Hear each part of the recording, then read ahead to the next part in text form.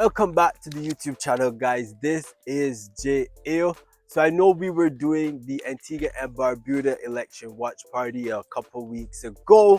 Now we have the Commonwealth of Bahamas heading to the polls come Tuesday, May the 12th.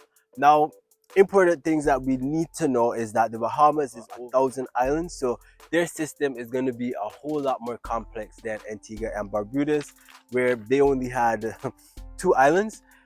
They will be navigating, or the director of elections, rather this case supervisor of elections, will be navigating about a couple more than 5 islands in terms of logistics and so forth. Now, there are 39 seats up for grabs. The Progressive Liberal Party has had at the time 32 seats, and I believe the Freedom National Movement had only 7 seats. Now, the Progressive Liberal Party is headed up by the Honorable Philip Davis, KC, and the Freedom National Movement, or the Free National Movement, is headed up by the Honorable Michael Pintard. Now, for those of you who don't know, advanced voting would have taken place a long while before the election day. Also, the register of electors, which consists of all the people who are registered to vote, should have made changes to their address to ensure that wherever they're currently living, they'll be able to go. If you have moved to a different district, a different parish, you will more than likely not be able to vote. You'll have to go to your previous location where you were registered to vote. There will be 39 seats up for grabs in the House of Assembly, and there will be 16 Senate seats. It is first past the post at the end of the day. It is equally important to note that looking at manifestos will be crucial in understanding what the successful party will decide going forward. Now, the Progressive Liberal Party has looked at a list of the achievement, things that they have completed, things that is pending, and things that are in progress or about to start. Now, the manifesto for the Progressive Liberal Party are looking at a whole array of things. You know, free Wi-Fi is one that will go well for young people. So over 70 parks have free Wi-Fi.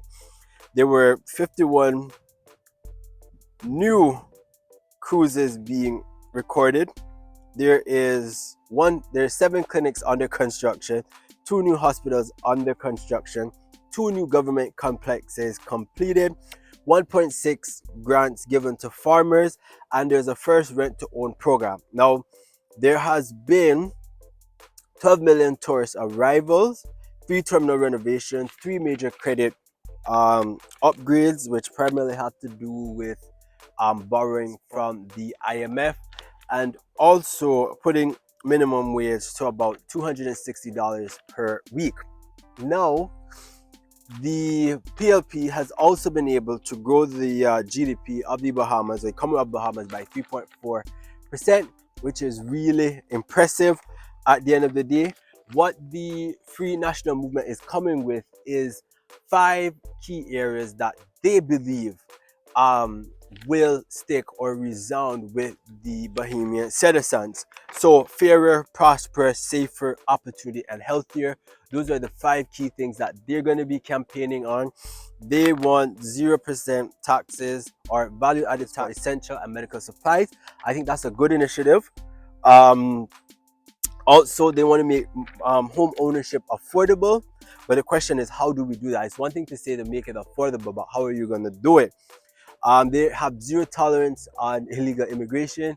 Bahamas is on the upper, it's above Cuba and above Jamaica. But because their landmass spans over those various areas, they would get illegal immigration from Cubans and from Haitians. So they're trying to deal with that. The Free National Movement wants to slash the red tape for infrastructure. Now, that is a big thing because building and construction in Bahamas is very expensive. They also want to look at the 10-point crime plan for the Bahamas, you know, getting confidence in the Royal Bahamas Police is something important. And those are a couple of the things that they are going to be looking at. The things to note is one, the manifesto. What needs to be looked at is the candidates, right? Now I've said this before, where people may not like the candidate that is running in their respective constituency, but because of the party, the overarching party, and they like the prime minister and that person on the prime minister team, they will go with that person. Don't like a specific candidate, challenge a candidate. Ask the candidate, what are your goals? What are your plans? What are you going to do to make this constituency, this parish, this district better? You have to challenge them in order to gain an understanding of what they're thinking. Because though they're part of a party, they're also going to have to run a district, a constituency, a parish, and you need to know what is going on there. And it's good to challenge them because it has fruitful dialogue. Do not be dismissive and say, oh, they're not going to do nothing for me, or oh, they with this party, so my party not get in, so I not getting nothing. So I think that has to change.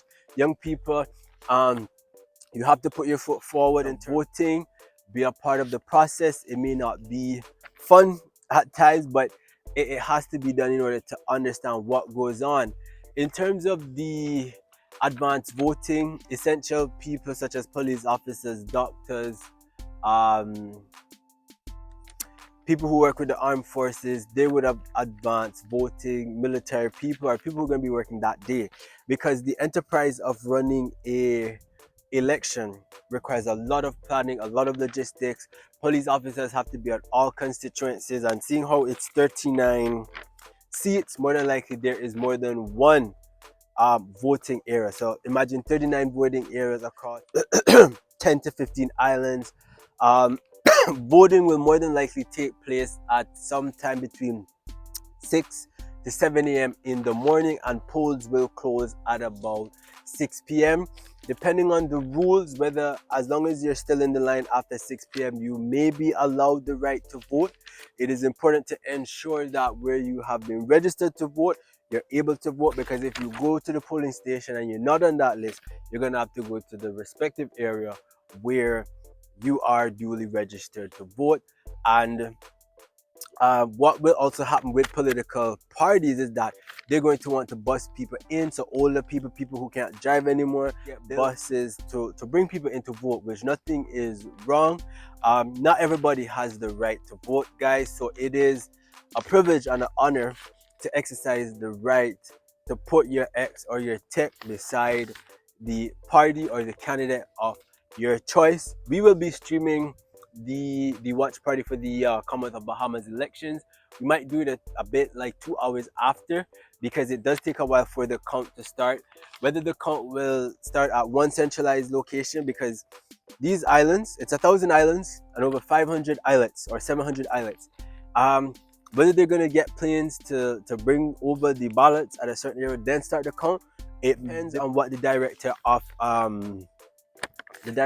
election says and how it's going to work. What we're going to do is going to watch and see which will happen. But crucially, pay attention to the manifestos. We will probably be looking at the candidates on the day of the watch party. But nonetheless, campaigning will still continue until the stroke of midnight on Monday, the 11th of May. Guys, so you know there's going to be a lot of campaigning going on, guys. Don't forget to like, subscribe, and share, and I'll see you in the next video.